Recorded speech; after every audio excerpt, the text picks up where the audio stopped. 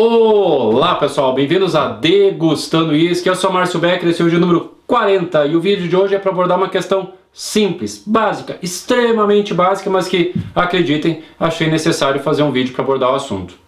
O que é whisky? O que é whisky, gente? Whisky é uma bebida alcoólica destilada produzida a partir de grãos e era isso, somente isso. Uma bebida alcoólica destilada produzida a partir de grãos. Começam os comentários. Mas Márcio, não é só isso não. O whisky é muito mais complexo que isso. Márcio, tu tá esquecendo um monte de detalhe, um monte de regrinha. Márcio, o whisky tem que ter pelo menos 40% de teor alcoólico. O whisky tem que ser feito a partir de malte. O whisky tem que ser destilado em alambique 100% de cobre. O whisky tem que ir pro barril. O whisky tem que ir pro barril de carvalho. O whisky tem que ficar no barril de carvalho por pelo menos 3 anos. O whisky pode até ter corante, desde que seja o corante caramelo 1, os demais não pode.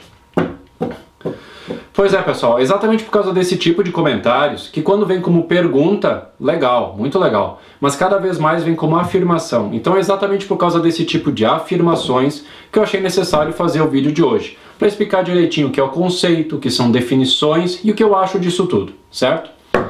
Conceito de whisky, é aquilo que eu citei no início do vídeo. Uma bebida alcoólica, destilada, produzida a partir de grãos. Nada mais, nada menos do que isso. É um conceito base formado pela história da humanidade. Tá? Definições de whisky. O que é uma definição de whisky?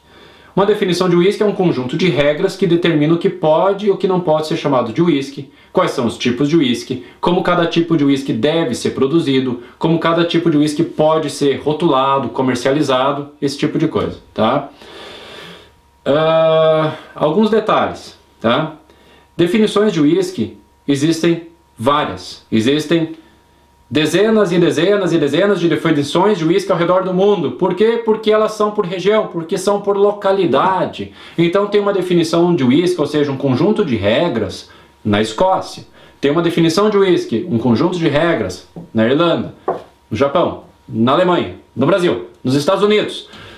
No estado dos Estados Unidos, né? É por localidade. E por mais óbvio que pareça o que eu vou comentar agora com vocês, para muitas pessoas não é óbvio, e algumas pessoas até ignoram. Existem diferenças entre as definições de cada localidade. Tá? Por exemplo, questão do teor alcoólico mínimo.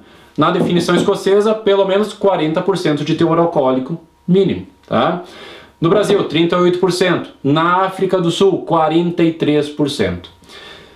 Tempo de maturação. Né? Nem vou usar a palavra maturação, que tem umas complicações ali. Vamos usar a expressão tempo de barril. Tempo de barril na Escócia, no mínimo 3 anos. No Brasil, 2 anos. Nos Estados Unidos, o principal tipo de whisky deles, lá, o Bourbon, determina que tem que ficar um tempo dentro do barril. Mas não diz quanto tempo. Não diz quanto tempo. Então lá tem whisky sendo vendido com 3 meses.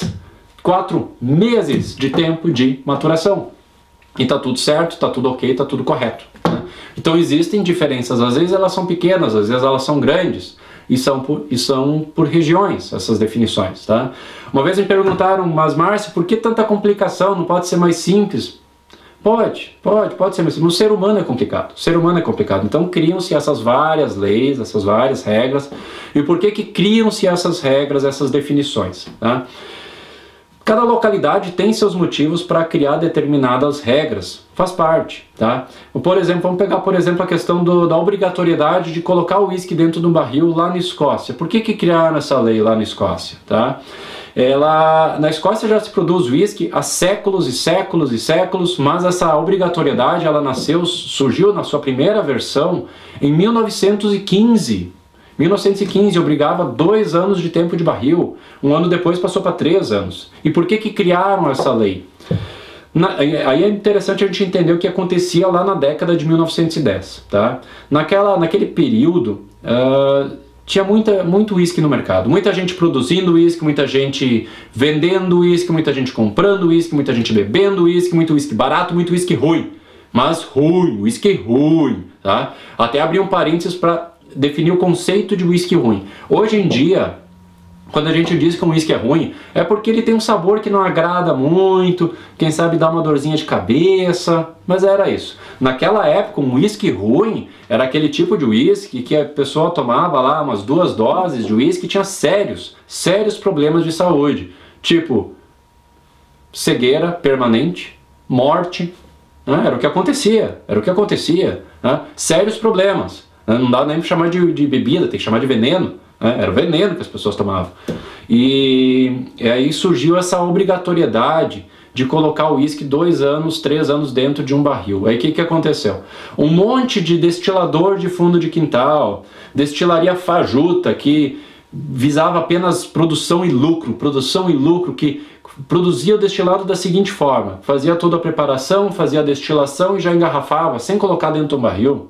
Esse tipo de destilador e destilaria ficou sem estoque, não tinha o que vender durante 2, 3 anos, porque nunca armazenava dentro de um barril, não tinha estoque, então eles não tinham nada para vender durante 2, 3 anos e tiveram que fechar as portas. Então essa lei veio favorecer as destilarias que já produziam estocando em barris, né? Então favoreceu essas destilarias que já almejavam um pouco mais de qualidade, e ao mesmo tempo veio defender a saúde pública, né? Muita gente morrendo, muita gente com problemas sérios de saúde, defender a saúde pública, tá? Então vejam que existem às vezes sérios motivos para se criar certas leis.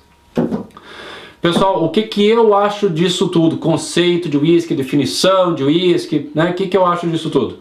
Eu, quando vou comprar um uísque, não para fazer vídeo ou para fazer review, mas para consumo próprio, por prazer, né? O que eu observo? 2 fatores são importantes para mim. Que eu saiba como o uísque foi feito, que haja uma certa transparência em como ele foi produzido, e que o que se espera que ele tenha qualidade, tá? Transparência e qualidade. É isso que eu espero de um uísque. Não me interessa exatamente se ele seguiu as regras da definição de uísque onde ele foi produzido. Realmente não me interessa, tá? Se ele pode ou não pode ser chamado de uísque. Até porque para mim é muito claro que uma definição de uísque, aquele conjunto de regras que determina o que pode ou não pode ser chamado de uísque, talvez dê o direito da bebida de ser chamada de uísque, mas não garante a qualidade do produto final, né? Claro que se espera que tenha uma certa qualidade, até porque seguiu as regras, mas não garante a qualidade. Da mesma forma, uma bebida que não seguiu as regras da definição e foi produzido e não pode nem ser chamada de uísque, tem que ser chamada de destilado alcoólico de cereais, que é o que normalmente acontece quando não pode ser chamado de uísque. Um destilado alcoólico de cereais, não seguiu todas as regras, pode sim ter ótima qualidade, tá?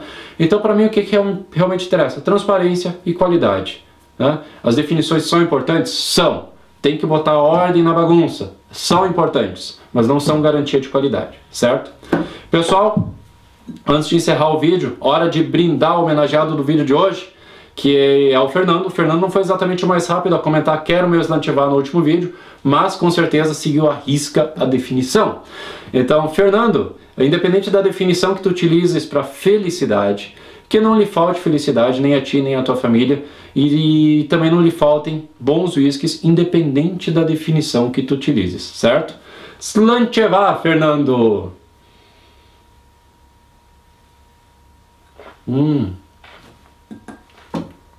Ótimo destilado alcoólico de cereais. Saúde! Nos vemos nos próximos vídeos.